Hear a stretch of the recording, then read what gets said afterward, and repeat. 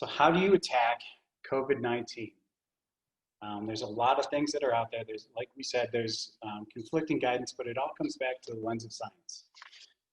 And for most viral respiratory transmission diseases, there's really 6 steps, 6 areas that you can focus on to reduce that risk significantly. And so the very first thing, knowing that it's your coughs, your respiratory droplets that are out there, your HVAC system within your space is going to be critical.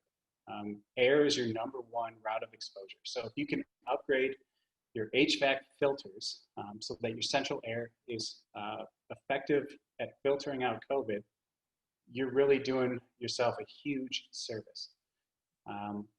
After that, you can increase the amount of fresh air to the maximum amount. I know as you get into winter months, your system may not support 100% fresh air coming in.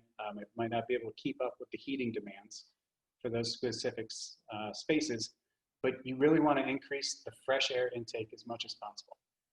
Fresh air does a lot of things, but really it dilutes what's already inside of the environment. If you can open windows, based on other factors, you're going to increase fresh air that's coming into the space. Open windows, open doors.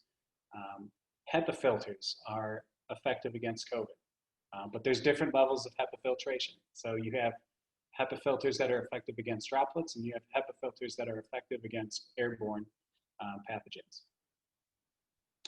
As you think about, as you move from the air, you think about the things that people are touching. So you talk about sanitation.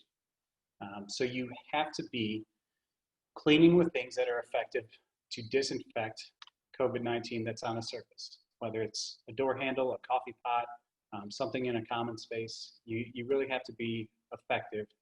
And that's where the EPA list N comes into play.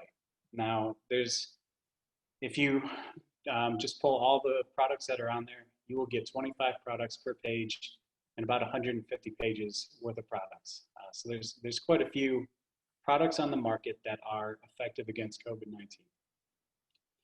But they all have different properties, they have different chemical compounds, and they have different safety hazards, as well as times that it takes to be effective against COVID-19. So as you are weighing your time, you might see a product that has a 1-minute kill time, and that's great. You might see a product that has a 10-minute kill time, and for your space, that might be great. There's typically different ways to deliver the sanitation product to those common touch items. And you might have specific populations that are too sensitive for you to be using pure bleach. So you might have to go with something that's more eco-friendly. So there's a lot of options out there. And really that's where a good consultant can help you get to the right product for your building, for your area. So as you do your HVAC and your sanitation, you start to make that building as safe as possible. Then we talk about exclusion. So really, it's simple. If you're sick, stay home. Don't come into work. If you are sick and you're a patron, you should not be coming in, whether it's a restaurant or a bank or any other interactions that require you to be close to other people. So you want your healthiest populations to be coming in. Distance, highly critical. We saw the 6 feet rule. That's standard across the CDC, across DHHS, even the World Health Organization has said 2 meters is ideal, 1 meter is okay. But really 6 feet is great.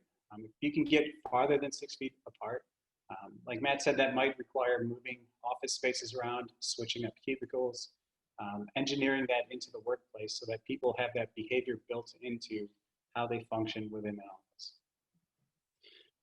With that, you may have to define occupancy of different rooms. There's ways to do that effectively. There's signage that you can put up. But then you get into masks, and this is kind of the touchy subject that's out there. What kind of masks should you wear? Are they mandated by the state? Are they mandated by local guidance? And then should you mandate? And the answer is it depends. That's the typical epidemiologist answer is it depends. And then hand hygiene. So if you can make the building safe, exclude people that are sick, and then build in some distance and masks and hand hygiene, you've built a pretty darn good plan